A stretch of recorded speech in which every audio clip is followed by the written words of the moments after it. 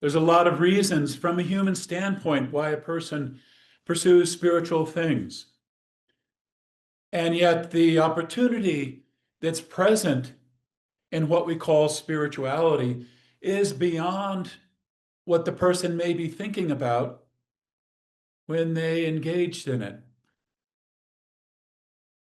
There is a benefit, if you will, a result that's possible that is far larger than what the person may be thinking of. And that result is an answer for what they're looking for, but maybe not found in the way that they're looking. From our perspective here, what are we interested in? I want to use a word that is a big word and I suppose could mean a lot of different things to different people. The word I want to use is truth. We're here to know truth. What do we mean by that? Truth is often presented as a belief or a philosophy, a way of thinking about things. And I suppose when I use the word, it might fit into those categories. But as I see it, it's something larger than that. It is the pattern of reality in which we live that is gone out of consciousness for most people. It is the very pattern of how we're made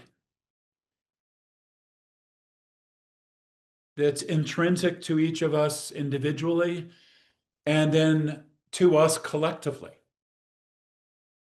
In that sense, the truth is not just individual, it's collective. It involves all of humanity, all of the earth. It involves every level of creation. Reality isn't just the outer physical things that we can measure physically or observe physically.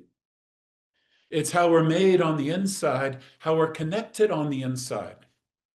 It is the source of our life, the source of our intelligence and knowledge, the deepest kind of knowledge I'm speaking of here. It is the pattern of our being, the pattern of how we are together on the inside that is so largely forgotten for humankind. We live in a world that's forgotten our interconnectedness, our how we are part of one reality of being, at the same time plural and diverse, but also one. So when we use the word truth, we're talking about coming into an awareness, entering an awareness of something that's been lost largely to the consciousness of human beings. What I know of that is that on the inside, whatever is happening on the inside, we're part of one reality. On the inside, there's a line of connection between you and me, and in fact, between you and every other human being on the face of the earth. There's a constellation of being that is connected, that is one. There is one throne, meaning there is one authority of being that we share together, that we're meant to hold together as humanity in the world, understanding that's not what's happening right now. And yet, on the spiritual path I'm on, it is about remembering that and bringing an awareness of that into the world.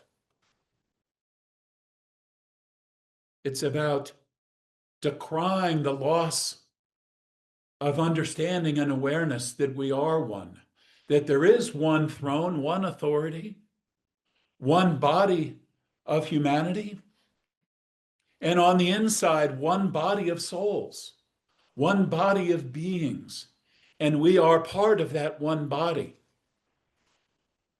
We are part of that constellation of light, a star in that constellation. So we're here to bring a remembering of that. Remembering, it's one of those words that has dual meanings, yes?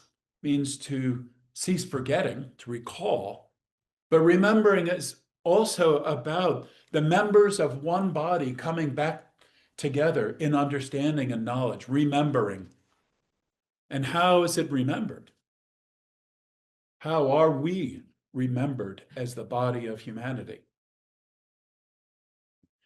Like I say, there are many reasons why people follow a spiritual path, often quite individual. But there is something collective to happen that, yes, starts with the individual, but where it's impossible actually for us to know fulfillment as an individual without respect to others. There's something for us to happen together that is our individual fulfillment in that collective phenomenon.